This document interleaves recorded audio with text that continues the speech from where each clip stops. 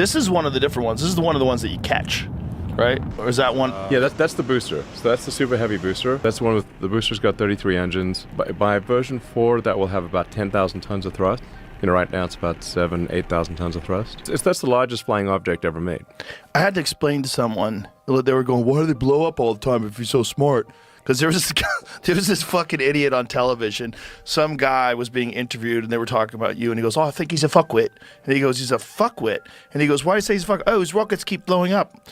And someone said, yeah, well, why do his rockets blow? And I had to explain. Yeah. Because it's the only way you find out what the tolerances are. You have to explore the corners of the box. So like, so when you do a new rocket development program, you have to do what's called exploring the limits, the corners of the box, where you say it's like worst case this, worst case that, to figure out where the limits are. So you blow up, not admittedly in the development process, sometimes it blows up accidentally, but we intentionally subject it to a flight regime that is much worse than what we expect in normal flight, so that when we put people on board or valuable cargo, it doesn't blow up.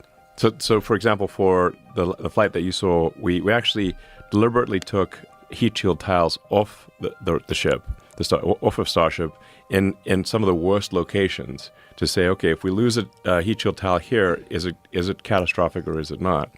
And nonetheless, Starship was able to do a soft landing in the Indian Ocean, just west of Australia, and it got there from Texas in 35, 40 minutes type of thing. So it landed even though you put it through this situation where it has compromised shield.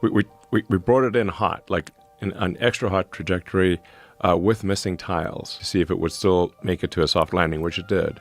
Now, I should point out, there were some holes that were burnt into it, but it was robust enough to land despite having some holes burnt into it. Because it's coming in like a blazing meteor. You can see the real-time video. We live on a planet where the gravity is quite high. Like Earth's gravity is quite high.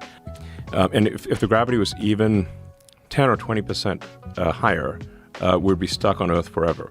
Yeah. Like we could not certainly couldn't use conventional rockets. You'd have to blow yourself off the surface with a nuclear bomb or something crazy. So on the other hand, if Earth's gravity was just a little lower, like even 10, 20% lower, then getting to orbit would be easy. So it's like this. If this was a video game, it's set to maximum difficulty, but not impossible.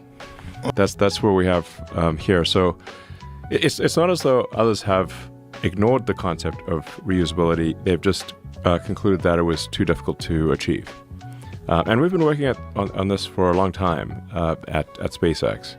I'm the chief engineer of the company, although I should say that we have an extremely talented engineering team.